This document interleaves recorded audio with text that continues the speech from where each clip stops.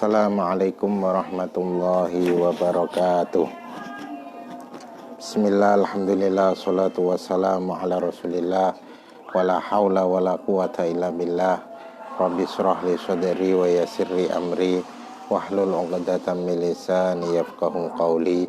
Amma ba'du. Alhamdulillah, pada malam kedua bulan Ramadan ini kita akan mudzakarah. Mudzakarah itu belajar bareng, belajar bersama. Jadi di sini tidak pengajian tetapi belajar bersama. Sebuah kitab yang sangat jarang sekali dikaji di pesantren-pesantren maupun umum, apalagi umum, di pesantren pun sangat jarang dikaji, yaitu kitab Adabul Fatwa wal Mufti. Adabul Fatwa wal Mufti wal Mustafti, karya Al-Imam Zakaria Syaraf An-Nawawi. Kitab ini itu secara garis besar berarti menjelaskan tentang etika fatwa, etika fatwa serta etika mufti dan orang yang meminta fatwa. Ya, bisa juga kalau di era sekarang itu dikatakan sebagai kode etik fatwa, kode etiknya mufti serta kode etik orang yang meminta fatwa. Kitab ini sangat penting sekali untuk kita kaji, karena akhir-akhir ini banyak kita temukan yang seharusnya seseorang itu levelnya sebagai penceramah saja, dalam artian level keilmuan dia itu levelnya sebagai penceramah atau dai, belum sampai level mufti. Tetapi kita lihat dia banyak sekali mengeluarkan fatwa-fatwa dan membuka ruang selebar-lebarnya kepada audien untuk bertanya permasalahan-permasalahan agama. Kemudian dengan spontan dia berfatwa. Bahkan kalau kita lihat di TV-TV itu tidak ada satupun pertanyaan yang tidak dijawab. Wah, ini sangat luar biasa berarti, itu kan? Ini dengan inilah sebenarnya kita mempelajari kitab ini bukan berarti karena level kita sudah menjadi mufti, bukan, tetapi supaya kita tahu rambu-rambu berfatwa itu kayak apa, kode etik berfatwa itu kayak apa, sehingga kita tidak mudah untuk berfatwa, bahwa fatwa itu ada syarat-syarat. Seorang mufti harus memenuhi kode etik tertentu. Begitu juga seorang yang bertanya meminta fatwa itu juga ada rambu-rambunya atau ada etikanya. Nah, itu sangatlah penting dan sangat relevan kalau pusat studi fatwa Institut Pesantren Matholiul Falah memberikan ruang untuk mudzakarah atau belajar bersama kitab ini. Di sini posisi saya tidak sebagai guru atau menggurui, tetapi posisi saya di sini hanya sebagai perantara untuk mudzakarah. Dan pola kajian kita tidak seperti pola kajian di pesantren, dalam artian setiap perkata kita maknai Jawa, tetapi pola kita adalah kajian yang nanti teks Arabnya tetap saya baca, terus langsung saya terangkan. Mungkin satu paragraf kita baca, saya baca, terus saya terangkan dengan bahasa Indonesia. Sebelum memasuki kitab ini Adabul Fatwa wal Mufti wal Mustafti. Perlu diinfokan bahwa kitab ini banyak ditemukan di PDF. Jadi Anda searching aja, itu nanti banyak Anda akan menemukan Adabul Fatwa wal Mufti wal Mustafti, karya Imam Nawawi, Abi Zakaria Yahya ibnu Syaraf An-Nawawi Ad-Dimashqi. Nih, kitab yang saya baca ini diterbitkan Darul Fikr dan ditahqiq oleh Basam Abdul Wahab Al-Jabi, Al-Jali atau Al-Jabi. Ini Al-Jabi, Al-Jabi. Nah, sebelum kita memasuki pembahasan dalam kitab ini, alangkah baiknya kita mengenal karya-karya dalam kitab yang serupa atau senada dengan kitab ini. Perkembangannya bagaimana, serta sekelumit tentang penulis. Kitab Adabul Fatwa wal Mufti wal Mustafti yang ditulis oleh Imam Nawawi ini bukanlah kitab pertama tentang etika fatwa. Tetapi ulama-ulama sebelum beliau itu juga sudah banyak yang menulis karya serupa. Yang pertama, dengan kitab secara tersendiri adalah Imam Abil Qasim As-Saimari. Abil Qasim As-Saimari ini seorang ulama yang lebih dahulu daripada Imam Nawawi. Bahkan beliau ini gurunya Imam Mawardi yang punya kitab Al-Hawi Al-Kabir, syarah Mukhtasar Muzani. Imam Mawardi punya kitab Al-Hawi Al-Kabir, syarah Mukhtasar Muzani. Nah, Imam Abul Qasim As-Saimari ini adalah guru beliau. Dari situ kita tahu bahwa beliau ini wafat tahun 450 Hijriah. Jadi ini adalah termasuk ulama sepuh sebelum Imam Nawawi. Beliau punya kitab yang namanya Adabul Mufti wal Mustafti. Dan Imam Nawawi di dalam muqaddimahnya beliau menyampaikan bahwa beliau meringkas kitab tersebut juga. Terus setelah itu, yaitu Imam Abi Bakar Khatib Al-Baghdadi, seorang muhaddis besar, muhaddis dunia di eranya. Beliau menulis kitab yang serupa juga. Kalau muhakkik ini mengatakan bahwa kitab Abu Bakar Khatib Al-Baghdadi, yaitu kitab Adabul Mufti wal Mustafti, ini tidak ditemukan, atau makhtutotnya belum tercetak. Tetapi saya melihat tahqiq dari kitab Adabul Mufti wal Mustafti karya Imam Ibnu Salah, saya temukan bahwa sebenarnya Khatib Al-Baghdadi itu menulis tentang fatwa, tetapi namanya bukan Adabul Mufti wal Mustafti. Itu.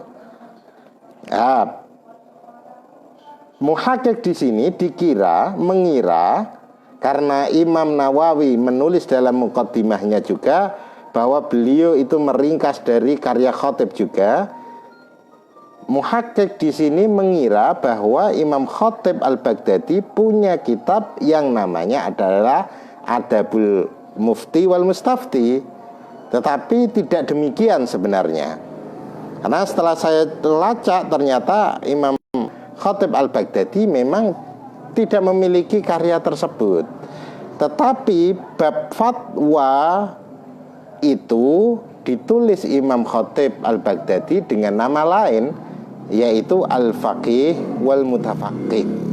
Al-Faqih wal Mutafaqih, yaitu kitab yang sangat terkenal yang ditulis oleh Imam Abi Bakar Khatib Al-Baghdadi.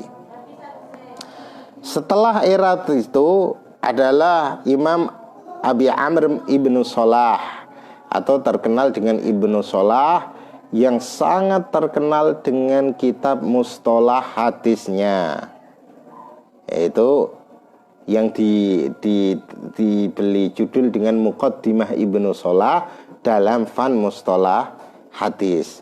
Selain beliau muhaddis, beliau juga sebagai mufti. Imam Ibnu Salah ini menjadi guru besar di Ashrafiyah di Damaskus. Ini seorang mufti besar bertahun-tahun serta seorang ahli hadis. Beliau punya kitab yang diberi judul Adabul Mufti wal Mustafti. Dari 3 kitab inilah Imam Nawawi diringkas dari 3 ini, dari ketiga kitab ini diringkas Imam Nawawi menjadi kitab Adabul Fatwa wal Mufti wal Mustafti. Ini. Begitu juga ulama-ulama usul fikih, tentunya di dalam karya usul fikihnya juga menulis bab tentang fatwa mufti wal mustafti. Ini di bab akhir-akhir, yaitu di bab ijtihad, tentunya di bab-bab ijtihad, yaitu di bab-bab akhir. Hampir semua karya usul fikih membahas tentang fatwa juga, karena termasuk syarat seorang mufti itu harus mujtahid. Disitulah para ulama usul fikih menempatkan bab tentang fatwa ini setelah bab ijtihad. Jadi ini bukan karya pertama, tetapi didahului oleh ulama-ulama usul fikih. Dan 3 ulama yang sudah saya sebutkan tadi yang mempunyai karya khusus tentang fatwa. Setelah Imam Nawawi juga banyak ulama yang menulis tentang fatwa, ya. Banyak ulama yang menulis tentang adab fatwa. Yang sangat terkenal itu yang ditulis oleh Ibnu Qayyim Al-Jauziyah, yaitu kitab I'lamul Muwaqqi'in. I'lamul Muwaqqi'in itu adalah kitab tentang fatwa sebenarnya. Dan kitab itu sangat populer dan sangat tebal, tentunya beberapa jilid. Itu juga beliau mengambil dari kitab-kitab karya sebelumnya, terutama karya Imam Nawawi dan 3 ulama sebelum Imam Nawawi. Begitu juga ulama-ulama termasuk mutaakhirin, yaitu Imam Suyuti punya kitab juga Adabul Mufti wal Mustafti, serta punya kitab Ar-Rad 'ala man akhlada fil ardi. Itu juga menukil dari kitab-kitab fatwa yang telah saya sebutkan tadi itu. Selanjutnya ini adalah sekelumit tentang perkembangan kitab fatwa atau Adabul Fatwa. Selanjutnya Imam Nawawi sebenarnya juga membahas tentang fatwa tidak hanya di kitab ini, di kitab Muqaddimah Majmu' Syarah Muhadzab, ya, yaitu karya yang luar biasa, fikih muqarin atau dikatakan fikih Muqarin Al-Ali. Itu beliau di Muqaddimah kitab Majmu', beliau menulis tentang adab, etika tholabul ilmi, ya, etika para penuntut ilmu dan etika guru. Diakhiri di situ juga tentang adab etika dalam berfatwa. Jadi Imam Nawawi menulis tentang bab fatwa ini tidak hanya dalam kitab ini, tetapi juga di karya beliau, yaitu di kitab Majmu', tetapi di muqaddimahnya. Sebelum membahas fikihnya, sebelum masuk ke syarah muhadzab, sebelum mensyarahi kitab muhadzab, beliau membahas juga tentang fatwa. Selanjutnya, terjemah atau tarjamah itu biografi. Biografi Imam Nawawi. Saya kira ini tidak perlu panjang lebar karena Imam Nawawi itu sudah sangat terkenal sekali. Karya-karya beliau setelah dipelajari di pesantren secara umum, baik karya yang kecil maupun yang besar.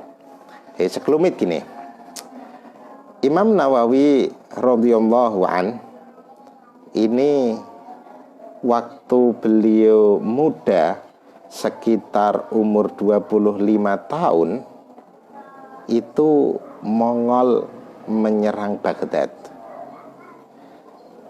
Tapi di Baghdad, sedangkan Imam Nawawi ada di Damaskus, itu kan jauh, sudah lebih dari masafatul qasri. Sebagian pemuda-pemuda waktu era itu ikut jihad di Baghdad, ikut jihad memerangi Mongol. Tetapi Imam Nawawi rahimahullah ta'ala, beliau lebih memilih jihad dengan cara sendiri, yaitu jihad dalam menuntut ilmu. Jihad dalam menuntut ilmu, tidak ikut perang di Baghdad, tidak ikut mempertahankan Baghdad dari serangan Mongol. Tapi beliau lebih konsentrasi dengan belajar. Bahkan diriwayatkan bahwa belajar beliau itu istilah Jawanya itu getah betulan. Itu. Bagaimana tidak getah? Ini sekelumit tentang bagaimana beliau itu sungguh-sungguh dalam belajar. Beliau di dalam setiap harinya, waktu masih muda itu setiap harinya menghadiri halaqah pengajian yang berjumlah 12 halaqah pengajian. Itu 12 halaqah pengajian. Bayangkan saja, andaikan satu halaqah itu 1 jam, itu berarti sudah menyita waktu untuk ngaji aja itu 12 jam. Itu 12 jam.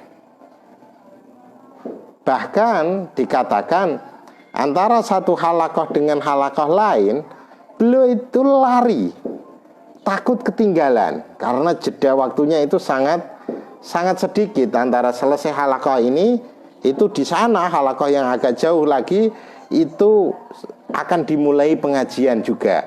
Akhirnya dari satu halaqah ke halaqah lain, pindah halaqah ini beliau berlari. Andaikan jalan kaki saja itu pasti ketinggalan. Beliau tidak mau ketinggalan, karena itu beliau berlari. Itu. Dan itu dikatakan 12 halaqah itu fi ilmil usul, dalam artian ilmu induk, ilmu-ilmu induk, seperti ilmu tafsir, seperti ilmu hadis, ilmu fikih, dan ilmu-ilmu induk itu. Ini. Dan diriwayatkan juga beliau pernah selama 2 tahun itu tidak pernah tidur terlentang, tidak pernah rebahan. Tidur dengan rebahan itu nggak pernah. Tidurnya ya gini, di atas bangku gini. Jadi kamar beliau itu, ruangan beliau penuh dengan kitab-kitab, baca ngaji, baca nulis, baca nulis, ngaji, baca nulis, ngaji, baca nulis.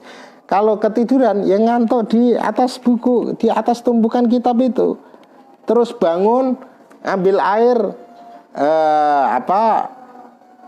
menyiram mata dengan air. Itu selama 2 tahun. Itu selama 2 tahun, insya Allah. Dan beliau itu puasa dahar. Puasa dahar dalam artian apa? Puasa setiap hari. Setiap hari beliau itu puasa, dan hanya makan sehari 1 kali. Berbuka puasa itu aja, nanti di sahur beliau hanya minum air.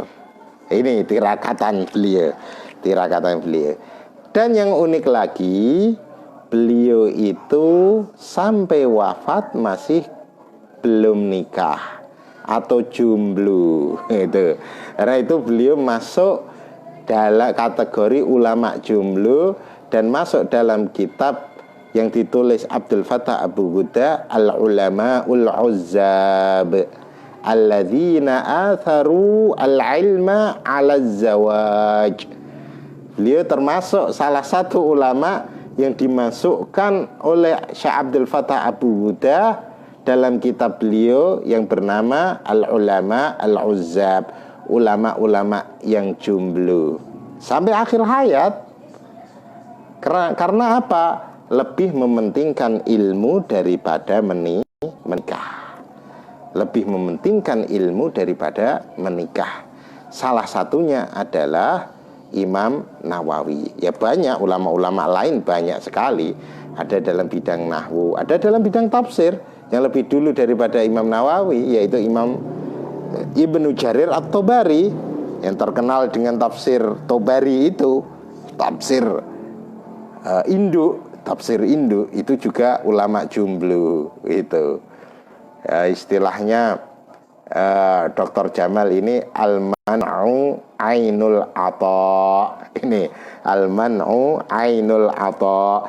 Imam Nawawi tidak punya istri, tetapi akhirnya anak-anaknya Imam Nawawi yang meneruskan beliau adalah karya-karyanya. Nah, kayak apa karya Imam Nawawi? Anil bahri, hadis anil bahri wala haraj.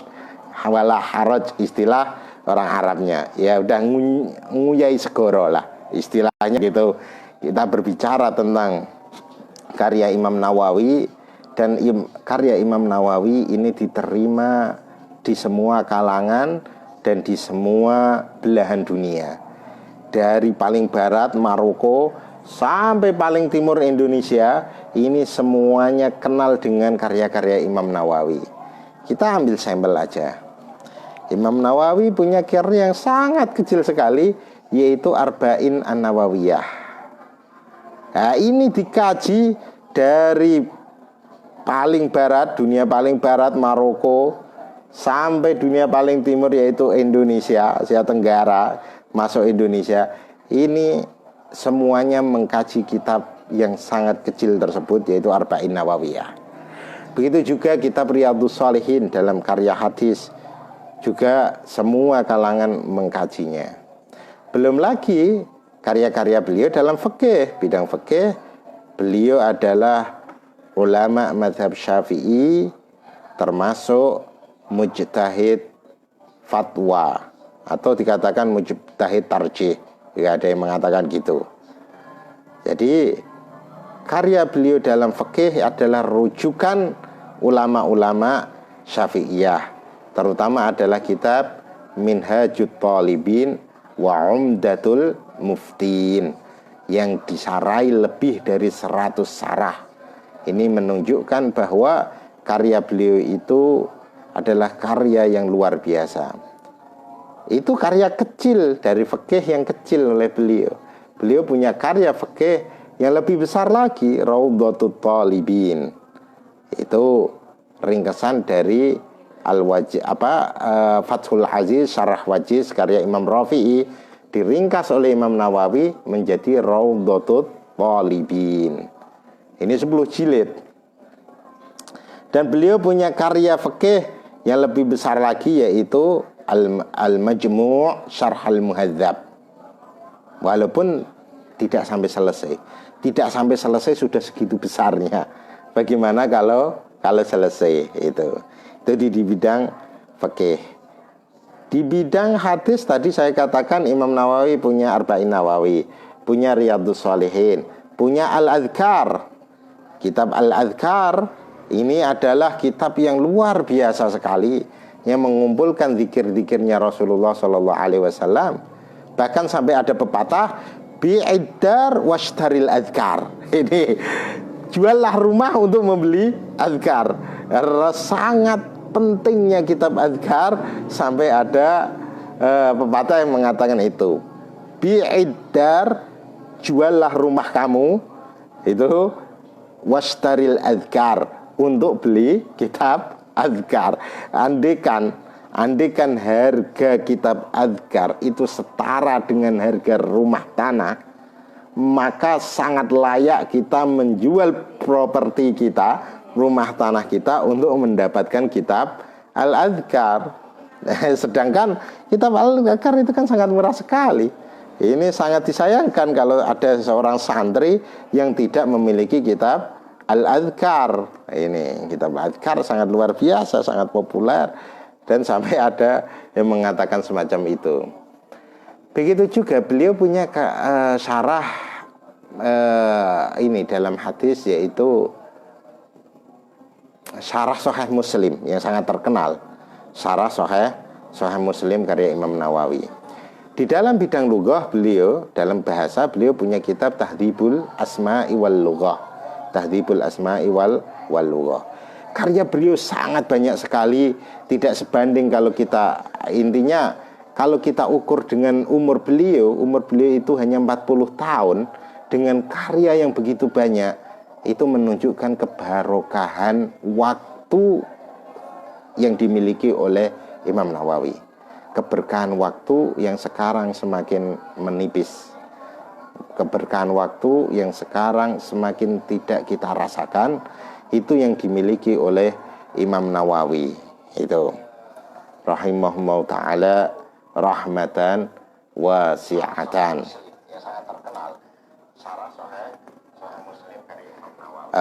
Kita baca ini langsung halaman 13 ya. Mulainya adalah halaman 13. Bisanadi al-muttasil ilal Imam An-Nawawi rahimahullahu ta'ala. Secara khusus saya belum pernah mengaji khusus kitab ini, tetapi kalau sambung kepada Imam Nawawi dari guru-guru, insya Allah sanadnya tetap sambung, walaupun lewat jalur ijazah am ya, lewat jalur ijazah umum. Bismillahirrahmanirrahim. Bisanadi al-muttasil ilal Imam Yahya ibn Sharaf An-Nawawi rahimallahu ta'ala qal adabul fatwa wal mufti wal mustafti. I'lam anna hadzal bab anna hadzal baba muhimmun jiddan fa ahbabtu taqdimahu li umumil hajah ilaihi wa qad sannafa fi hadza jama'atun min ashabina. Ya, Imam Nawawi mengatakan, ketahuilah bahwa pembahasan ini itu pembahasan yang sangat penting. Karena itu saya ingin berkontribusi dengan pembahasan ini, terkait pembahasan ini, karena sangat dibutuhkan. Dan beliau secara gentleman sebagai amanah ilmiah menyebutkan bahwa sebelum beliau itu sudah ada ashabus syafi'iyah atau ulama-ulama dari mazhab Syafi'i yang menulis karya serupa. Oh, ini kejujuran ilmiah beliau. Minhum Abul Qasim As-Syaimari, yaitu antaranya adalah Imam Abul Qasim As-Syaimari, Syekhu Sahibil Hawi, yaitu gurunya Imam Mawardi yang memiliki kitab Al-Hawi, Al-Hawi Kabir. Itu terkenal sekali. Itu yang ditahqiq, yang termasuk karya Profesor Said Aqil Munawwar.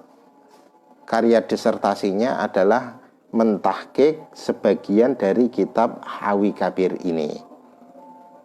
Dulu belum tercetak waktu beliau mentahqiq itu, tapi sekarang alhamdulillah Hawi Kabir tercetak. Dan Hawi Kabir itu adalah syarah dari Mukhtasar Muzani. Mukhtasar Muzani itu karya Imam Muzani, muridnya Imam Syafi'i. Ada dua syarah besar Mukhtasar Muzani yang ditulis dua orang besar yang hampir satu era itu, yaitu Hawi Kabir ini ditulis Imam Mawardi. Yang kedua adalah Nihayatul Matlab fi Dirayatil Madhab yang sekarang alhamdulillah tercetak dengan sekitar 20 sekian jilid, itu karya Imam Abul Ma'ali Imam Haromen Al-Juwaini, ya, Imam Haromen, terkenal Imam Haromen. Tetapi kalau kita bandingkan bahasa yang digunakan kedua karya besar ini, bahasa yang digunakan oleh Imam Mawardi dalam Al-Hawi lebih mudah dipahami. Intinya orang-orang pemula belajar fikih seperti saya ini itu tidak terlalu kesulitan untuk membaca karya Imam Mawardi. Tetapi begitu kesulitan ketika membaca karya Imam Haromen Nihayatul Matlab fi Dirayatil Madhab ini. Nah ini Abul Qasim As-Saimari itu adalah gurunya Imam Mawardi itu. Tsummal Khatib Abu Bakar Al-Hafidh Al-Baghdadi, ini yang terkenal dengan Khatib Baghdadi, seorang ahli hadis besar yang hampir semua bab di dalam ilmu hadis beliau mempunyai karangan tersendiri. Karena itu para ulama mengatakan ulama ul hadis iyalu Khatib al-Baghdadi, bahwa intinya gini, semua ulama hadis setelah era Khatib al-Baghdadi itu berhutang budi kepada Khatib al-Baghdadi itu. Bahkan Imam Ibnu Shalah di dalam muqaddimahnya itu sebenarnya adalah ringkesan dari karya-karya Imam Khatib al-Baghdadi. Itu di Mustalah Hadis Muqaddimah Ibnu Shalah itu kan ada 65 pembahasan dalam ilmu hadis. Itu sebenarnya adalah ringkesan dari karya-karya Khatib al-Baghdadi. Yang mana Khatib al-Baghdadi setiap babnya itu mempunyai karya tersendiri. Ini yang luar biasa. Itu, dan beliau punya kitab yang sangat luar biasa, namanya adalah kitab Tarikh al-Baghdadi yang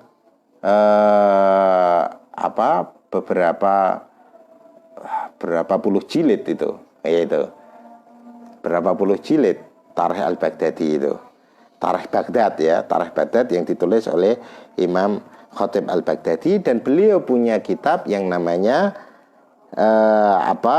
Al-Faqih wal Mutafaqih. Ini sangat penting sekali. Seorang ahli fikih atau santri fikih ini harus baca kitab Al-Faqih wal Mutafaqih ini.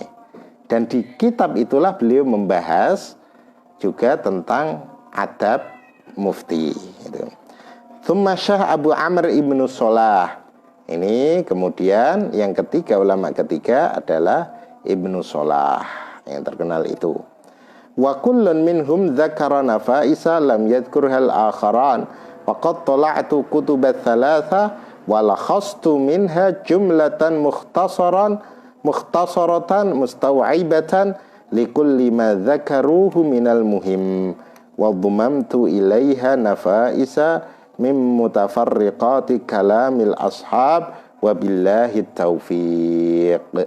Dan dikatakan bahwa Imam Nawawi secara jujur mengatakan bahwa beliau telah mempelajari ketiga kitab ini dan beliau meringkas isi kandungan dari kitab ini serta menambahi hal-hal yang belum disebutkan dari ketiga kitab tersebut. Itu. Nah, ini masuk muqaddimatun fi ahammiyatil ifta wa 'idhami khatarih wa fadlih.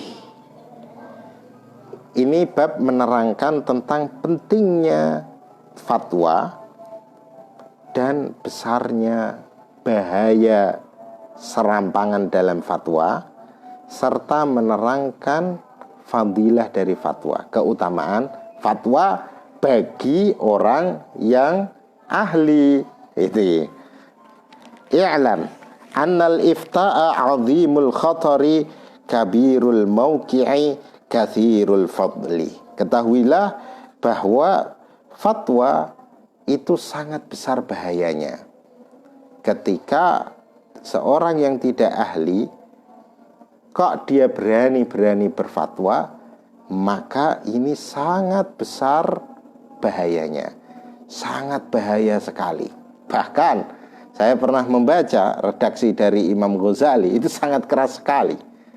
Orang awam yang tidak cukup ilmunya kok berani-berani berfatwa, berbicara tentang hukum syariat atau berfatwa, ya. Kalau berbicara hukum syariat secara umum monggo, itu fikih secara umum monggo. Tetapi fatwa itu harus ada keahlian khusus, ya. Orang awam yang belum mumpuni ilmunya kok berani berfatwa dan berbicara tentang hukum-hukum syariat, itu lebih berbahaya, kata Imam Ghazali gitu. Bahkan Imam Ghazali gini, andaikan orang itu berzina, mencuri, itu lebih bahayanya lebih ringan daripada dia berbicara agama tanpa ilmu. Itu sampai gitu Imam Ghazali. Kabirul mauqi'i, yaitu besar posisinya. Fatwa itu mempunyai posisi yang besar di hadapan Allah Subhanahu wa ta'ala. Kathirul fadli, dan mempunyai keutamaan yang agung. Ini tentunya dengan syarat-syarat. Keutamaan itu diperoleh dengan syarat. Li'annal muftiya warithul anbiya'i salatullahi wa salamuhu alaihim. Karena apa? Karena sang mufti itu adalah pewaris para nabi. Wa qaimun bi fardil kifayati, dan orang yang menjalankan fardu kifayah. Maksudnya bagaimana? Di setiap daerah itu kan harus ada seorang mufti yang menjadi rujukan dalam pertanyaan agama. Tidak semua orang, tetapi orang khusus, orang yang memang sudah menghabiskan hidupnya untuk mempelajari ilmu fikih serta syarat-syarat lain sehingga jadi rujukan. Nah, ini fardu kifayah. Kalau di sebuah tempat, kawasan, mungkin di Pati, ya, satu kabupaten, tidak ada, maka dosa semua. Karena itu satu kabupaten minimal harus ada orang yang semacam itu, orang yang posisinya sebagai mufti. Lakinnahu muta'arridun lil khata', tetapi seorang mufti itu juga bisa jatuh dalam kesalahan juga. Itu yang namanya manusia, ya kan? Itu walihada qalu, karena ini para ulama mengatakan al-mufti muwaqqi'un 'anillahi ta'ala. Insyaallah posisi seorang mufti itu posisinya adalah atas nama. Atas nama maksudnya apa? Dia itu muwaqi', bertanda tangan atas nama Allah Subhanahu wa ta'ala. Ya kan?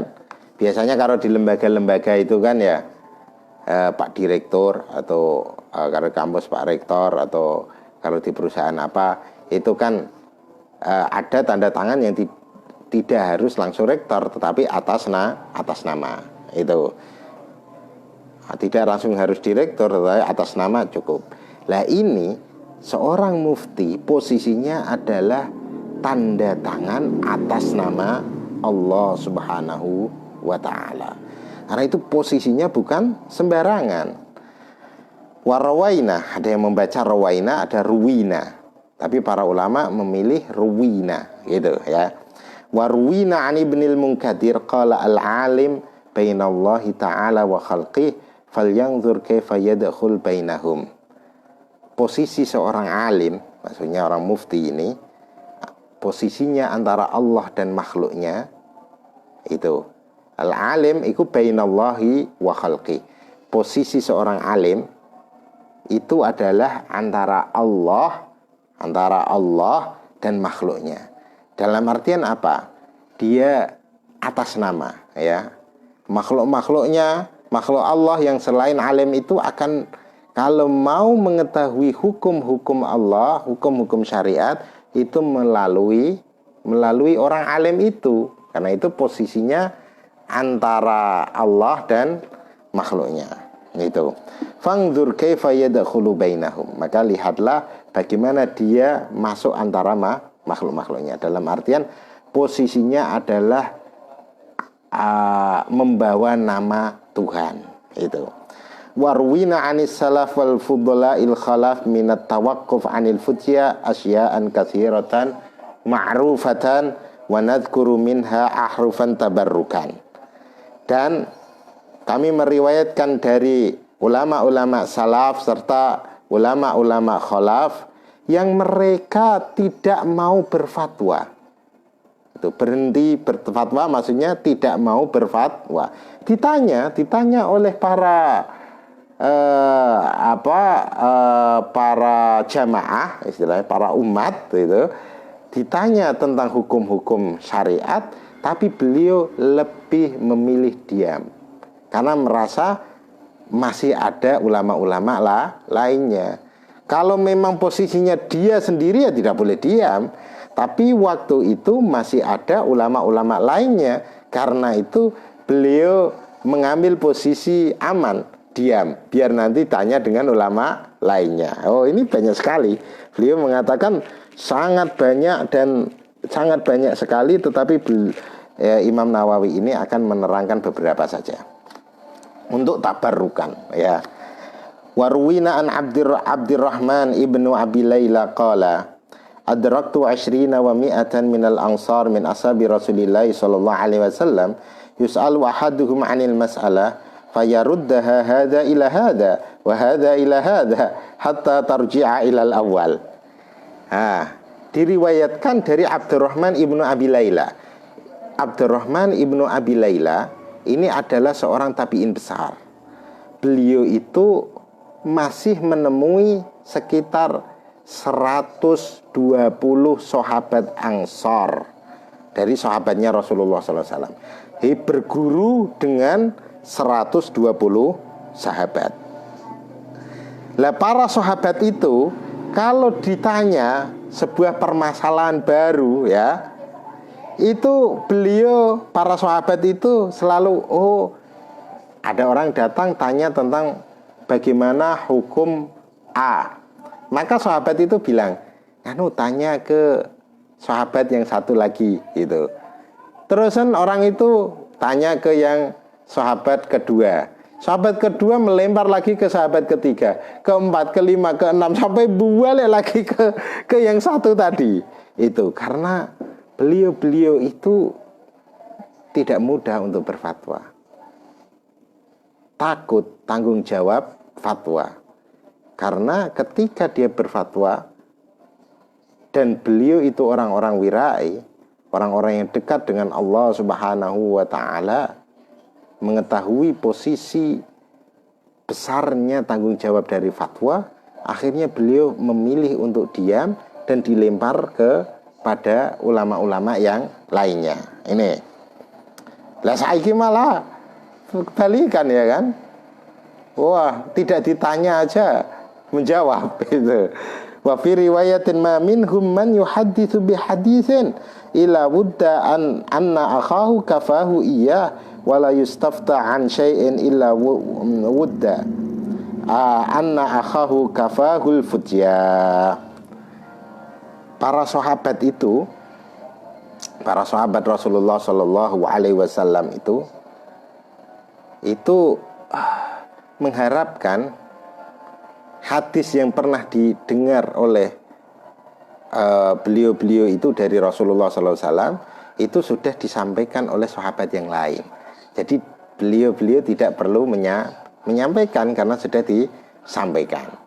Begitu juga ketika ada orang yang berfatwa, minta fatwa pada beliau, beliau berharap temannya yang menjawab, bukan beliau. Oh ini sahabat, para sahabat ini.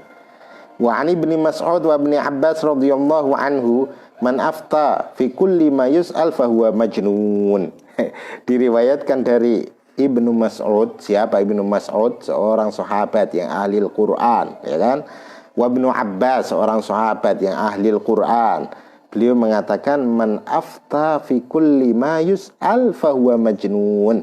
Barang siapa berfatwa terhadap setiap pertanyaan, maka dia adalah orang gila. Wabeh pertanyaan mau dijawab, wah itu normal, itu nggak normal. Ini siapa yang bilang? Ini adalah Ibnu Mas'ud dan Ibnu Abbas. Wa ani Sya'bi wal Hasan wa Abil Hasin bi fathil ha at-tabi'iyyin qalu inna ahadakum la yufti fil mas'alah walau waradat ala Umar bin Al-Khattab radhiyallahu an la jama'alaha ahla badrin. Bahwa Imam Sya'bi, Imam Hasan Al-Basri, Imam Abi Hasin, semuanya ini adalah dari karangan tabi'in, mengatakan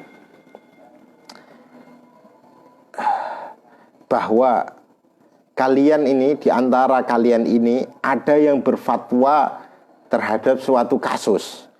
Andikan kasus ini itu ada di zaman era Sayyidina Umar, maka Sayyidina Umar untuk menjawab kasus tersebut membutuhkan para sahabat lain untuk dikumpulkan.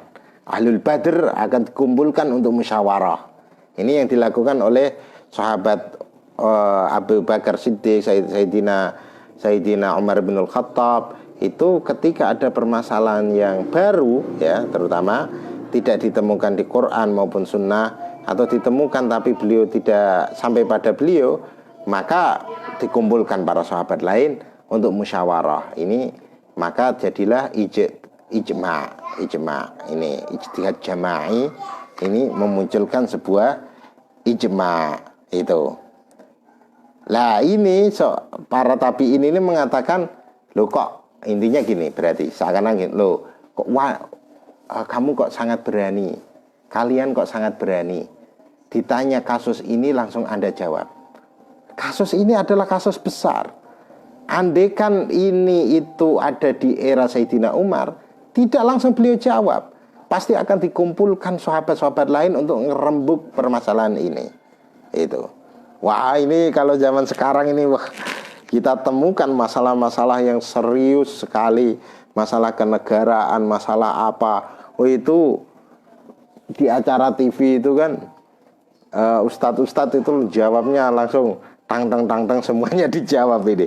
Andai kan permasalahan itu ditemukan Sayyidina Umar, itu pasti Sayyidina Umar mengumpulkan ahli Badr untuk musyawarah dulu itu, untuk dibahsul masailkan itu. Itu. Wa an Atha ibn Sa'ib at-Tabi'i adraktu aqwaman yas'alu ahaduhum 'ani syai' fayatakallam wa huwa yar'adu. Lihat.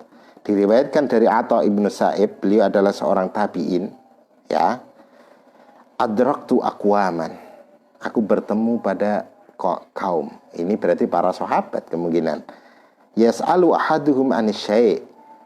Bahwa sebagian dari orang-orang itu, sebagian orang bertanya pada dia, pada mereka, ya, pada salah satu dari mereka, tanya sebuah masalah. Karena yang ditanya itu orang alim, tentunya ya menjawab itu. Mungkin sudah tidak ada yang lain itu. Wah, ini ya kemudian jawab. Tapi bagaimana posisi ketika menjawab itu? Fayatakallam wa huwa yar'adu. Kemudian seorang alim itu menjawab pertanyaan itu, tetapi ketika menjawab disertai dengan gemetar, saking takutnya salah. Karena jawaban itu berarti dia memosisikan dirinya sebagai wakil Allah Subhanahu wa ta'ala, bertanda tangan atas nama Allah. Karena itu dia gemetar.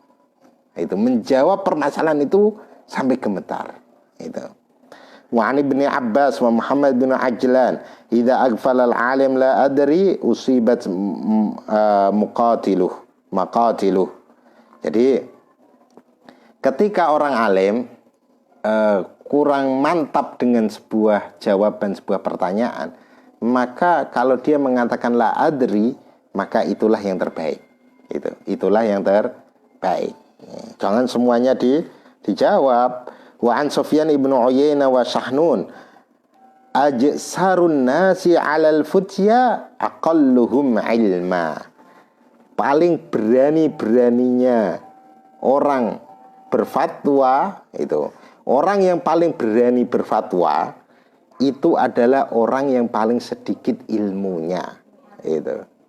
Orang yang paling berani berfatwa itu adalah orang yang paling sedikit ilmunya.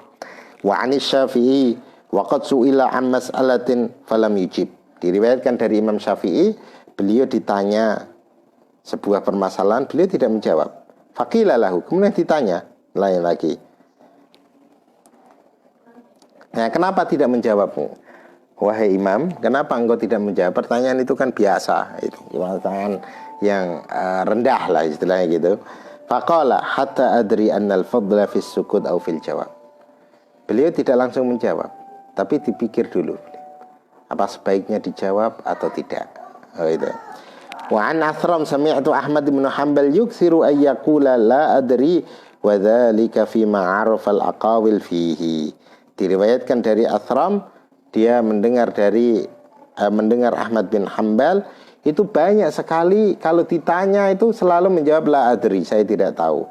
La adri, saya tidak tahu. Itu. Karena itu pendapat Imam Ahmad itu kan banyak riwayat-riwayat Imam Ahmad itu. Karena terkadang ditanya la adri, tapi di waktu yang lain beliau menjawab. Itu tentunya melihat konteks situasi serta dalil yang terlintas dalam benak Imam Ahmad. Wa anil Haytham ibnu Jamil syahidtu Malikan su'ila an 48 mas'alatan faqala fi 32 minha la adri. Diriwayatkan dari Haytham ibnu Jamil atau Jumail, saya menyaksikan Imam Malik ditanya 48 pertanyaan. 48. Dan beliau dari 48 itu 32-nya beliau jawab la adri, saya tidak tahu. Ya. 48 pertanyaan, yang 32 dijawab la adri. Berarti tinggal berapa ini? 16 pertanyaan saja yang dijawab beliau. Selainnya tidak dijawab atau dijawab dengan kata la adri, saya tidak tahu. Ini siapa? Imam Malik, Imam Darul Hijrah. Imam Darul Hijrah yang dapat rekomendasi oleh 70 ulama tabi'in untuk berfatwa. Itu pun beliau ada 48 pertanyaan, yang dijawab hanya 16 pertanyaan. Yang 32-nya beliau menjawab tidak tahu. Kalau sekarang ditanya nggak jawab ya gengsi ya. Itu. Apalagi di TV gitu kan ya. Wa an Malik aidan annahu rubbama kana yus'al an 50 mas'alah fala yujib fi wahidatin minha. Bahkan diriwayatkan dari Imam Malik juga, kadang-kadang beliau itu ditanya 50 pertanyaan, tidak ada satu pun yang dijawab beliau. Wa kana yaqul man ajaba fi mas'alatin fayambaghi qabla al-jawab ay ya'rida nafsahu 'ala al-jannati wan-nar wa kaifa khulasuhu thumma yujib. Terus kemudian beliau mengatakan, sebaiknya orang yang ingin menjawab pertanyaan agama, maka sebelum menjawab dia harus membayangkan surga dan neraka. Ini nek jawabannya ngawur berarti masuk neraka. Nek tenanan, benar tenanan ya, itu berarti masuk surga. Itu. Setelah itu silahkan jawab. Setelah itu silahkan jawab. Itu. Wa su'ila an mas'alatin faqala la adri. Beliau ditanya permasalahan, beliau menjawab la adri. Faqila ya mas'alatan khafifatun sahlan. Terus gini, faqadiba wa qala laisa fil ilmi syai'un khafif. Gini. Beliau ditanya, suatu hari beliau ditanya sebuah pertanyaan. Tapi beliau menjawab, la adri, saya tidak tahu jawabannya. Terus ada yang nyeletuk gitu, santrinya ada yang nyeletuk, Syekh, Imam, itu kan permasalahan ringan sekali gitu. Permasalahan ecek-ecek yang ditanyakan pada engkau gitu.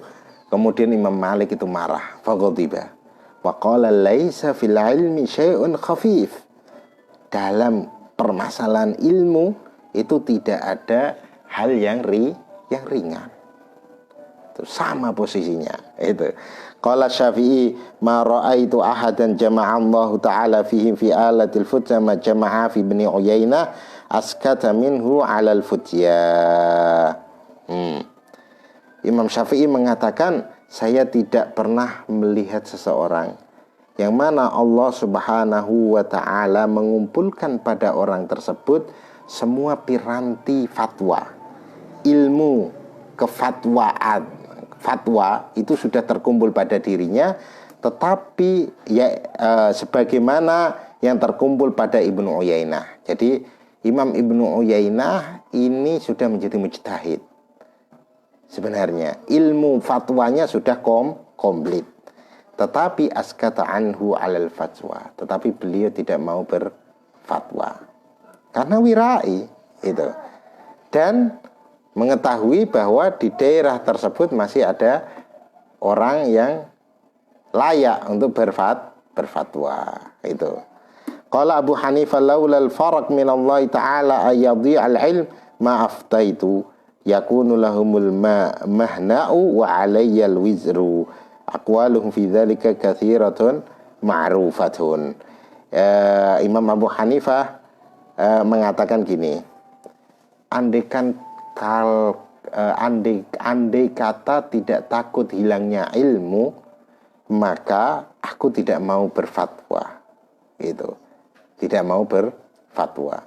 Karena dengan fatwa itu, orang yang minta fatwa itu enak. Tetapi ketika fatwa itu sebenarnya kalau salah seorang mujtahid itu tetap dapat pahala ya.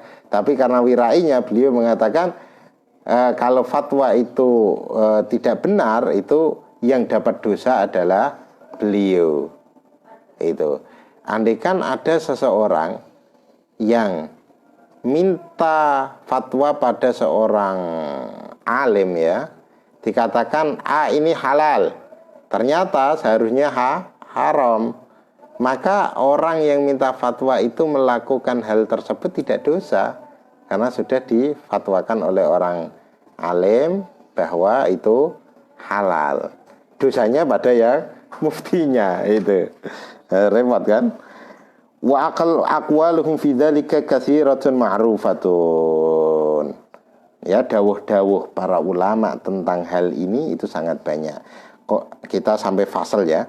Qala Saimari wal Khatib, Imam Saimari dan Imam Khatib mengatakan wa qalla man harasa 'alal futya wa sabaqa ilaihi wa thabara 'alaihi illa qalla tawfiquhu wa abtaraba fi amrihi wa in kana karihan lidzalika ghairu mu'thirin lahu ma wajada anhu mangduhatan wa halal amra fihi ala ghairihi kana al-ma'unah lahu minallahi akthar wa shalah fi jawabihi aghlab. Nah, ini penting sekali bahwa orang yang gerangsang ya, istilahnya itu gerangsang untuk berfatwa, sidik-sidik berfatwa gitu kan ya,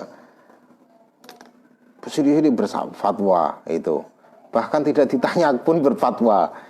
Ini maka dia akan, pertolongan Allah padanya akan sangat sedikit, akan banyak salahnya. Iki fatwa asale halal, jadi haram, jadi halal, haram, kocar kacir akhirnya ya.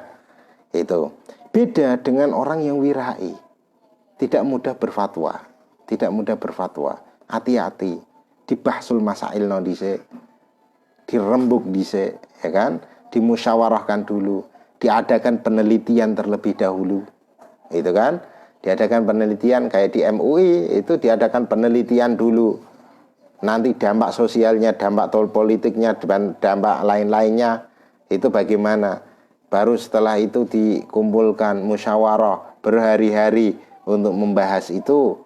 Nah, ini malah akan banyak pertolongan Allah, akan mendapatkan banyak pertolongan dari Allah Subhanahu wa taala. Wastadalla, beliau berdua berdalil biqaulihi alaihi salam fil hadis sahih, dengan sabda Rasulullah sallallahu alaihi wasallam, la tas'alil imarah fa innaka in u'titaha an mas'alatin ukilta ilaiha wa in u'titaha an ghairi mas'alatin wa'inta 'alaiha. Beliau berdua mengatakan semacam itu berdasarkan sebuah hadis, jangan minta dijadikan pemimpin, imarah ya.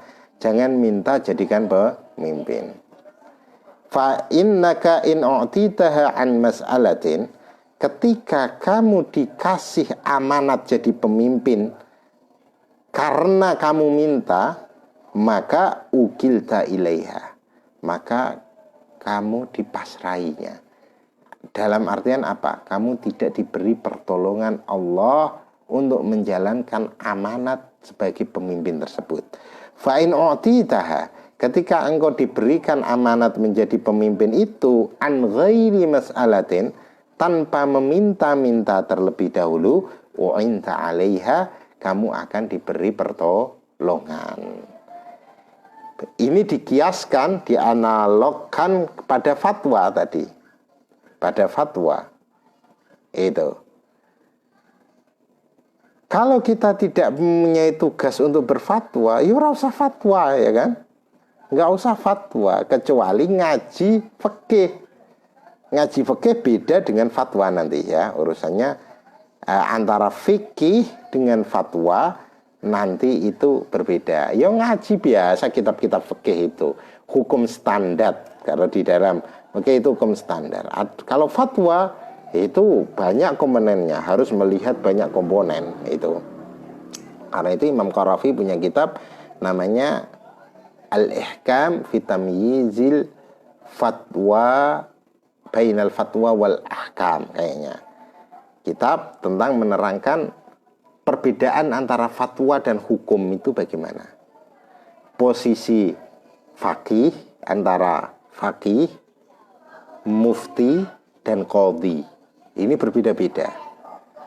Ya paling posisi santri kita, santri seperti kita-kita ini ya talib atau munggah sedikit faqih lah. Faqih dalam artian bukan mujtahid ya, tapi tahu hukum-hukum fikih dari kitab-kitab itu. Tetapi ketika kita kontekstualkan jadi hukum khusus, itu belum bisa. Nah, kalau mufti itu harus bisa mengkontekstualkan itu. Nah, itu para ulama-ulama dulu dari kalangan sahabat, tabi'in, atba'ut tabi'in, ulama-ulama dulu sangat berhati-hati di dalam fatwa. Alhamdulillah kita sudah jam 9 sebagaimana yang diumumkan, kita sampai jam 9. Cukup sekian dari saya, kurang lebihnya mohon maaf. Insya Allah kalau tidak ada halangan akan kita lanjutkan besok malam. Kita memasuki faslun fi ma'rifati man yasluh lil fatwa. Wallahu a'lam bishawab. Akhiru da'wana wabillahi taufiq wa hidayah. Wallahul muwaffiq ila aqwamit thariq. Assalamualaikum warahmatullahi wabarakatuh.